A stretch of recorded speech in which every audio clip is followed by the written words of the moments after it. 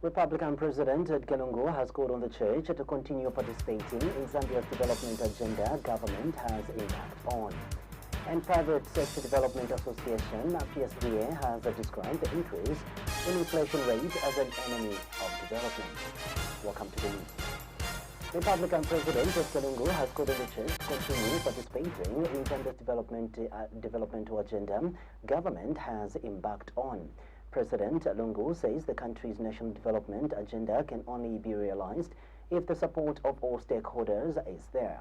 Speaking when he addressed congregants from various denominations at St. Andrew, the Apostle Parish in Chinyunyu area of Rufunza district, the president says supporting the work of the church by his government is a deliberate policy that it has embarked upon. The head of state says government will continue to render the necessary support to the church in order for Zambians to benefit from the mission work and ensure that the church promotes Christian values in all corners of the country. Meanwhile, President Edgar Lungu has urged the church to embark on income-generating programs to help run the church effectively and uplift the lives of the people. And in his speech, St. Andrew, the Apostle Parish priest, Father Christopher Nkole, has appealed to government to strengthen regulations on brewing of alcohol and its sales. Father Nkole says alcohol abuse in the district has become rampant, especially by teenagers, and the dealers, who he says, have no regards on the regulations. The parish priest also appealed to government to consider beefing security in the districts, as it has in the recent past witnessed theft of livestock. Zambia Atomic Energy Agency Director General Dr. Roland Msiska says the setting up of the nuclear center and the nuclear plant is a non-political issue which should be embraced by all well-meaning Zambians, as it is aimed at bettering the future of the country. Speaking when he featured at the Patriotic Front Media Interactive Forum in Lusaka, Dr. Msiska says the nuclear center will help cut costs in health services, especially with regards to the treatment of cancer. Dr. Msiska, who made a presentation dubbed Embracing Nuclear Science, Technology and Energy for a Smart Zambia Now, stated that a nuclear science and technology center will contribute to the economic growth of the country through enhanced decent job opportunities and enhanced research and development.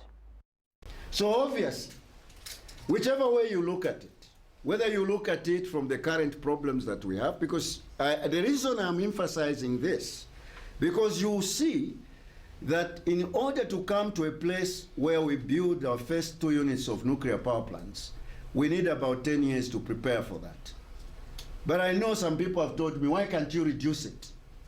But can you imagine if in 1964 we had started, or in 1969, we had started this program earnestly? By now probably we would have had 10 units of nuclear power plants, because in 1978 we were at the same level of India in our nuclear development. But now you can hear what India is saying.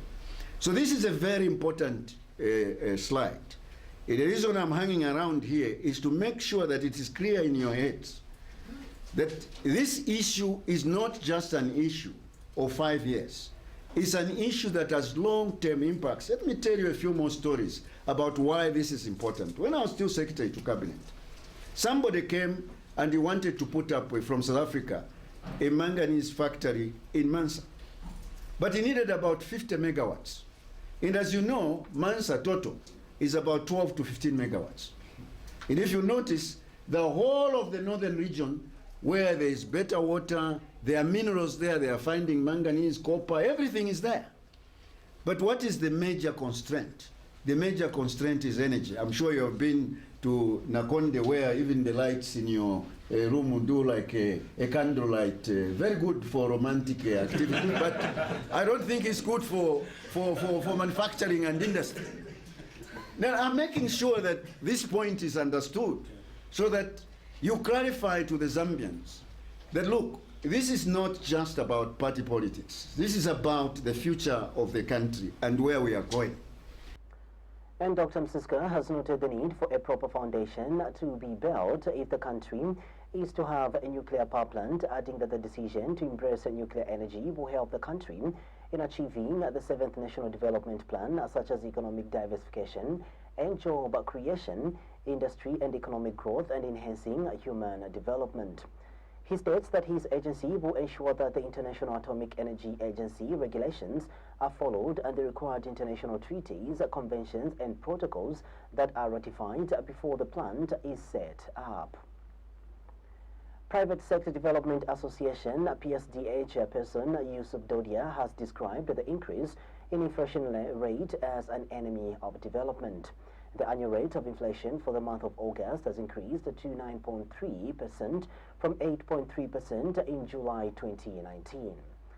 But Mr. Dodia indicates that the increase in inflation rate means that the cost of foreign currency on the international market will in turn trigger an increase in the price of goods and services.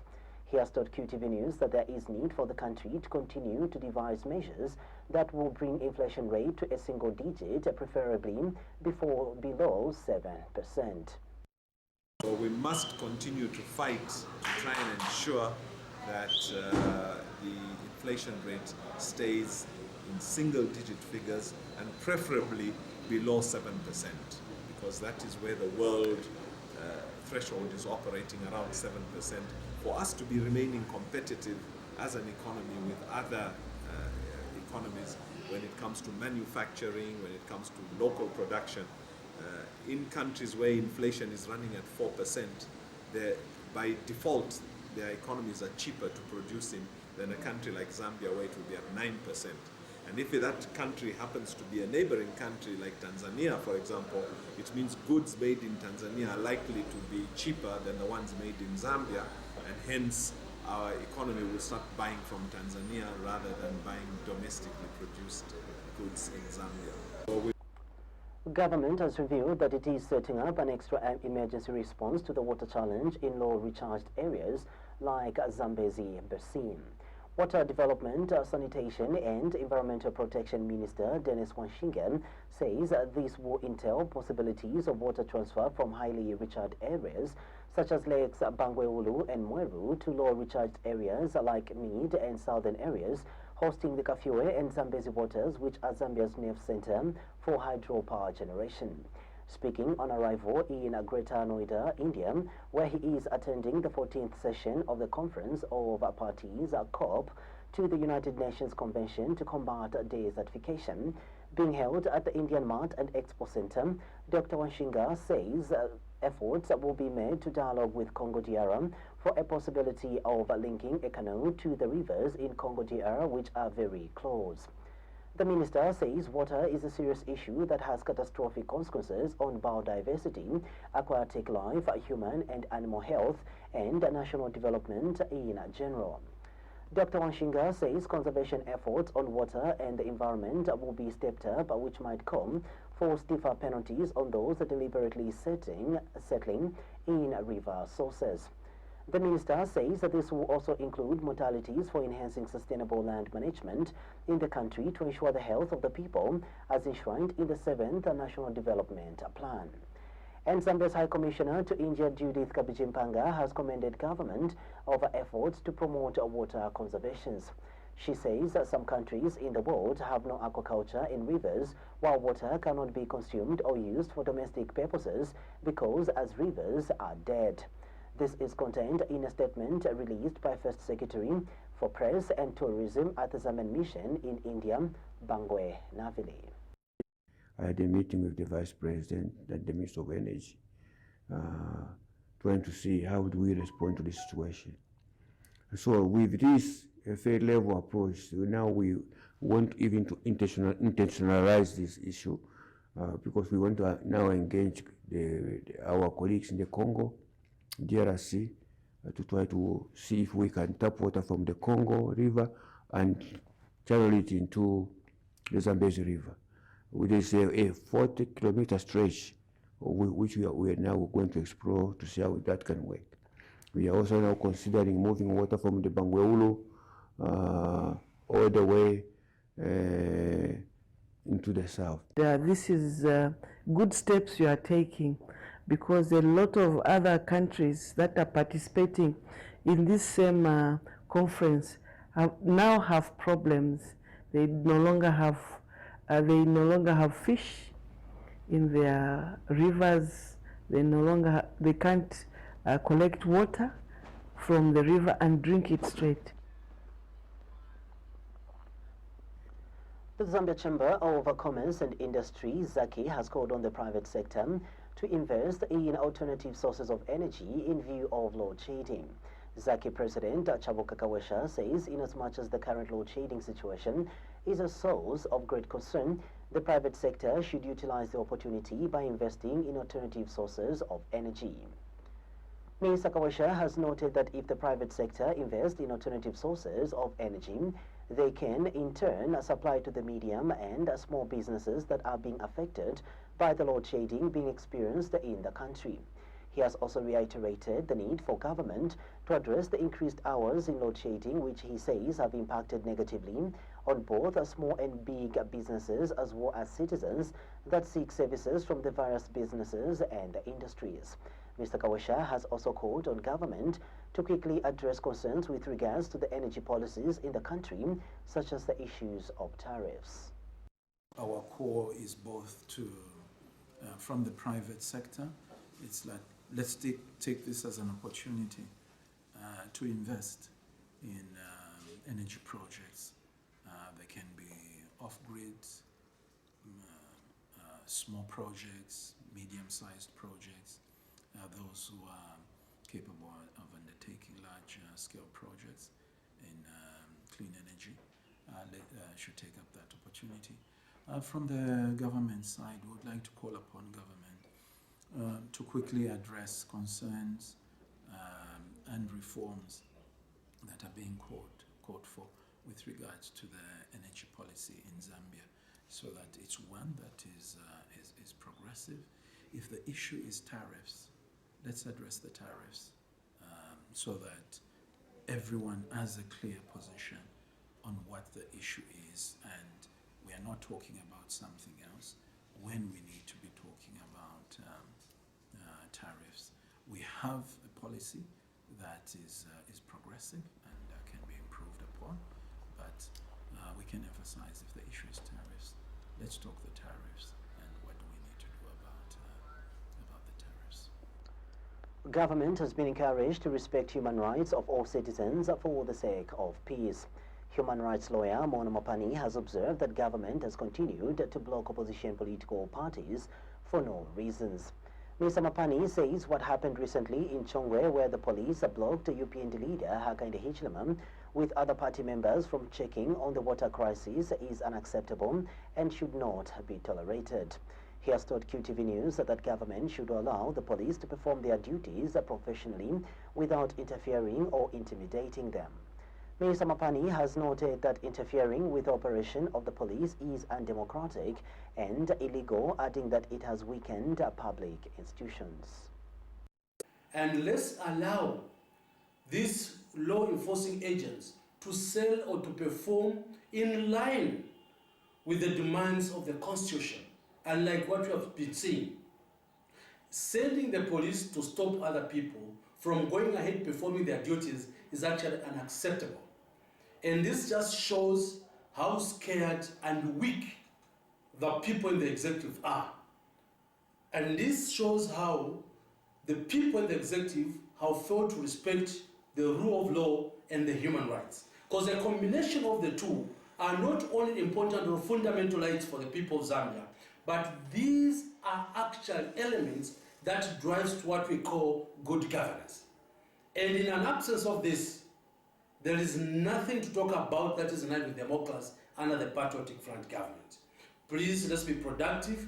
Let's send our men and women to things that add value to our people, unlike infringing other people's rights, because it's unacceptable and should come to an end forthwith. Still on news, the opposition UPND Lusaka Province Chairman Obvious Mwali Teta has reminded UPND members of Parliament not to support the Constitutional Amendment Bill number 10 as Parliament resumes sitting this month. Mr. Mwali Teta has purported that if Bill number 10 is passed in Parliament, there will be lawlessness in the country. He says MPs should vote against the bill because it does not represent the aspirations of majority of Zambians.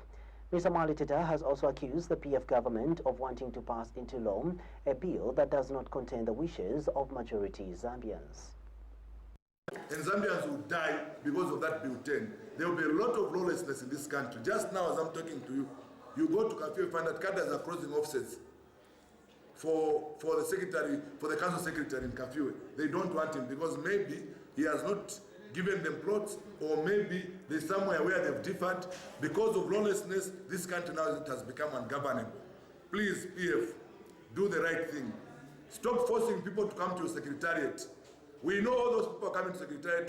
You are telling if they don't go to secretariat, they won't sell in the markets, they won't sell in the streets where you have given them to sell. You are forcing them to come to secretariat to make yourself popular. Those people you are bringing there, my dear, they are all hungry. The moment they leave, your secretariat, they go back home, they found the same thing we are talking about. Hunger, hunger, hunger, hunger. People's Alliance for Change park leader Anford Banda has attributed the increased meal prices in the country due to what he termed as a poor agriculture policies that the PF government is implementing. And Mr. Banda has urged the government to ensure that it puts enough resources into ensuring that farming inputs reaches the people on time during the 2019-2020 farming season. Mr. Banda has charged that the escalating meal prices that has characterized the market as a result of a government not prioritizing and organizing resources that will benefit players in the agricultural sector. He has expressed a fear that the high meal prices will escalate further if measures are not put in place to address the situation. We are saddened and worried and concerned over the over the cost of meal at the moment. We know that this has happened as a result of the poor agriculture policies that the PF have implemented. There is no prioritization in the way resources are organized and managed. Especially, we have not prioritized resources in the agro sector, and this is not an accident, but this is by design. If we do not invest in the agriculture sector, we expect to actually have a lot of commodities, most of our food prices to go up. We would like to request and appeal to the President to address this urgently, as this is very, very important. It affects the lives of many people, and that they should actually prioritize agriculture this farming season. They need to actually put enough resources aside, for the inputs of this farming. Jesus Anointed Ministries Overseer Bishop Billy Fuller has advised politicians to put aside their political differences and embark on a new journey of settling issues amicably in order to create a lasting peace. Bishop Fuller says for the dialogue to succeed, politicians must respect each other. The senior cleric says there is need for Zambians and politicians to learn to dialogue and be objective in the manner they handle differences. He adds that a debate without objectivity will not bring development in the country. This is counsel to the politicians that we must have a bigger picture. Zambia is bigger than your political party, and it's always important that we get to have a bigger picture as we debate and dialogue around issues. Tension or debates without objectivity shall never bring development to the country at all. Let's have a bigger picture. Zambia is bigger than any political party, and when we are in any dialogue or we want to oppose or sort out any matter politically in the country, let's have a broader picture, and that will make our politics mature so that we can be able to bring development to this country. Chief Bunda Bunda, the 10th of the Zulu-speaking people in Rufunza district, has expressed concern with the high poverty levels among Zambians. And Chief Bunda Bunda has since urged the government to reduce poverty if the country is to achieve the 7th National Development Plan, which is the country's blueprint for development. The traditional leader feels a lot of young people are getting married because of poverty levels. Chief Bunda is however confident that the situation could be reversed if new strategies to alleviate poverty are adopted. He says it is for this reason that he has given land to council to put up some industries in order to help create employment for the people. He believes that this is the only way early and child marriages can be addressed. Meanwhile, Chief Bunda has noted that sustained development and training of human resource can greatly reduce the incidence of poverty among the people. We have given the council the land to develop the industrial city, and that industrial city, it will require investors to come in. When investors come in that industrial city, us will also be getting royalties and will be partnering into those companies. When we get the royalties, it will be channeled into the Chiefdom Development Trust account. We are coming up with the Chiefdom Development Trust. It's the one who's going to look after that money.